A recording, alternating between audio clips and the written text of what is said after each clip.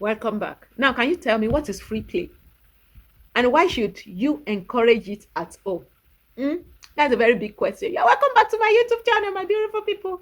You're welcome. Yeah, it's been a while, right? Please, I just want you to grab that popcorn and some Coca-Cola or Sprite, anyone you like, okay? Just grab it and let's dive into this wonderful topic. Okay, what is free play and why it should be encouraged at home?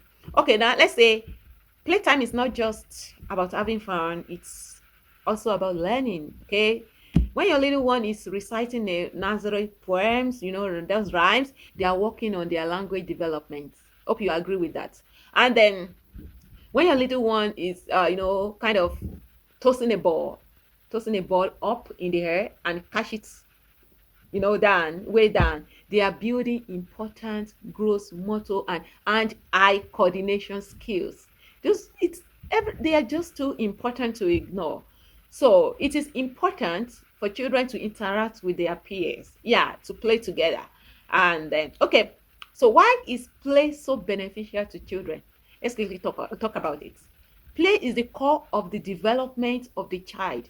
This man is a man, is a child development expert, talked about that. So children experience and learn about their world through play. They explore their physical environment, express their emotions, and build their vocabularies through playful moments. Play is very natural for children around the world. So, and then it is really important tools for children cognitive, physical, social, emotional development, and also their imagination and creativity. Okay, so what is free play exactly? So let's say free play is when children have full freedom to play in whatever way they want. That is free play. They can choose, they can choose anything, everything. They have freedom to select their play material, interest area, and even the plots. Okay, and then during free play time, children can express themselves in the way that they choose, in the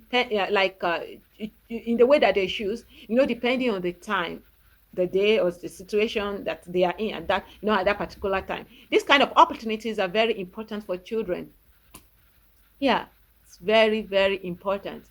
So every child is unique and has a different way of expressing themselves. The way child A is going to play may be different from the way child B is going to play, and what this child may want to play with may not be what the other child may want to play with. So each child are unique in their own way. You may have a child who want to draw, but another child will want to play along with a puzzle. Each child has a different way of expressing their creativities.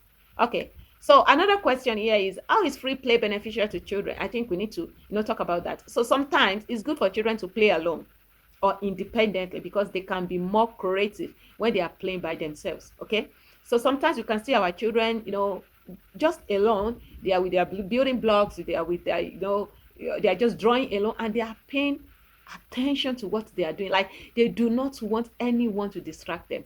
In my own experience, maybe one of my children are playing, and then the other one just come, kind of cause distraction, like a little bit of distraction. It's like, you are disturbing me. Like, no, it's not their fault at that time. They are just, yeah, they want to enjoy that independent. They want to play independently. Okay, and which is good. It's just okay. And then when a child is playing alone, they are engaging themselves. Okay, using their imagination, and from very early childhood, they are being independent. Okay, building independence at a young age building independence at a young age is beneficial later in life. So if your child have the capability to play alone or by themselves for minutes, 30 minutes, 40 minutes, even about an hour, that is very good. So free play is also important for learning problem solving skills. They can try to solve a problem or come up with a solution on their own while playing. Okay, they need to express their own way of thinking. Those skills develop when a child is playing independently. Okay, let me just stop there.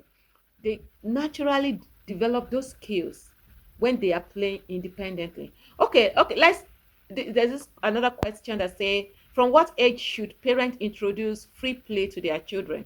From what age? I don't think there should be one age. No, even babies, they can take one bottle and just splash it around or do something with it, kind of playing with it, or I don't know. Okay. Free play, let's say it creates an opportunity for children to explore the world in their own way, and they help foster creativity using their imagination. So parents should encourage toddlers or preschoolers to engage in free play on a regular basis, but with continued supervision. It can even be introduced to baby of 6 months. Okay, that's why I said the other time that I'm not sure is age thing, that it can be from any age, from baby to toddlers to preschoolers. They can be engaged in free play. So how can parents encourage free play at home? Though free play is all about independence, yes, parents can support and encourage their children in having fun, playful learning experiences. Okay, the number one thing that I would like to talk about is making sure your child has a safe space to play. Safe space to play. Okay, when playing freely, children should have the chance to explore, do most things on their own to build confidence and independence. So however, it is very important to make sure that your child has a safe environment to do this thing. Okay, so we can clear play area for our children, or of any potential hazard, or check in throughout playtime to make sure your little one is playing safe. So we should not just leave them alone, let them just do whatever they want, let them play however they want to play. No, we must check in, before they start playing. We can clear the area, clear it from kind of any potential hazard, and then for their safety actually. So another one is listen to your child.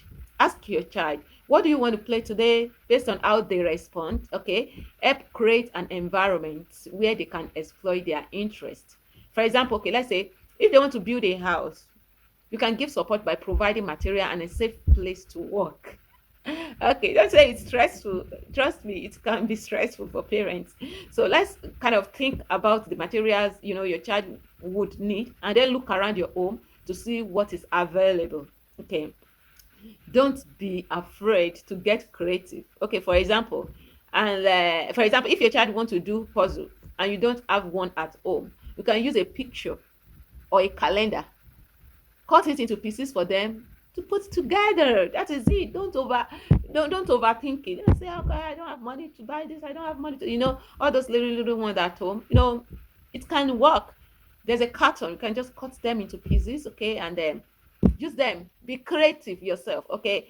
And then another point is give some clue and prompt along the way. What do I mean? When your child faces a problem, okay, you can help guide them toward a solution by asking, what do you want to do? How can we solve this problem? Like, then they can begin to use their brain to think. Okay, how can we solve this problem? As I've said, the adult should not do everything for the child. We just need to give some clue or support to where the children can think for themselves and do things for themselves. Okay, don't give them all solution. Okay, let them provide their own solution. Your work is just to guide the little ones. Okay, another one is make it a bonding activity. Just because your child is playing on their own doesn't mean you can't be engaged. No, if your child wants to play with you while you are busy working, try talking with them about something they can do on their own, and then when they are done, you can look over it together. Don't just abandon their feelings like, mom, dad, can you take a look at this thing? Just, I'm busy. You explain to them what you're doing, why you cannot get up at that particular time, and when you are free, you should look at what they've done. You can talk to them about the way, give them clue about what to do, how they can achieve what they want to do, and after that, when they are done, you can go there and take a look at everything that they've done. Hope it's not mess. I know you would agree with me that no, these children, they can make a mess. Okay, and when they make a mess, let them clean up. Okay, so we can okay, let's say try talking with them about something they can do on their own, and then when they are done, you can look at it together. Okay, uh let's say, for instance, for a daughter, you can ask I will ask, okay, you can ask that, can you please write a story? Just for example, can you please write a story? I know she is A child that is a very good writer, okay, that likes to write, you can just ask that child, please can you just ask a story, then just whatever they want to write, it's fine. And then after the child is done, you can say, then please can you read it aloud to me.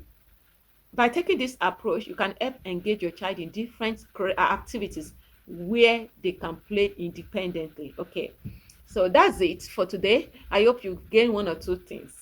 I've talked about making it a bonding activity, not just leaving the children alone or they are all let them just do everything by themselves. You can get involved. I've talked about give some clue and prompt along the way, like give them ideas of what they can do, support them, and then when your children facing problem, just solve it for them 100%. You can make them think, and then think about what they want to do, think about how to solve the problem, and then develop more skills. And then we've talked about listening to our children. You listen to them, you guide them, you listen to the type of play they want to choose at that particular time. Give them freedom, let them choose, and then encourage them. And if it's kind of play that is going to cause danger, you should patiently explain to them why they can't do it. I'm not saying you should be overprotective, okay? There are some parents that they are so overprotective. They do not want their children to encounter any kind of challenges or difficulties. They think everything is just risky. Of course, you're going to just allow those children to take that risk that is not dangerous or that cannot cause any physical injury, okay, and any type of injury actually. So just allow them, give them that freedom to be able to choose what they want to play, and give them ideas to what they've chosen.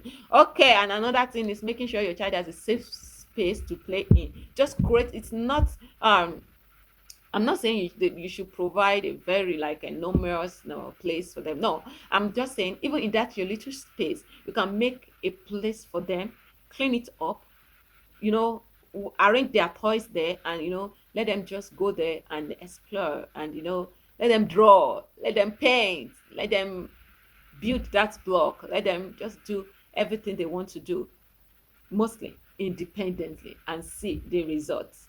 In years to come, you'll be so proud of your children. Thank you so much for joining in today. I'm so happy that I could create time to make this video. Thank you so much, and see you in my next video. Please, if you are yet to subscribe to this YouTube channel, Moment with Glow, please support your girl. Please support your girl. Yeah, I'm here just for you. I'm giving you all this clue. At least I deserve something, right? Press that notification button, press the subscription button, okay, and then peace. See you next time. Goodbye.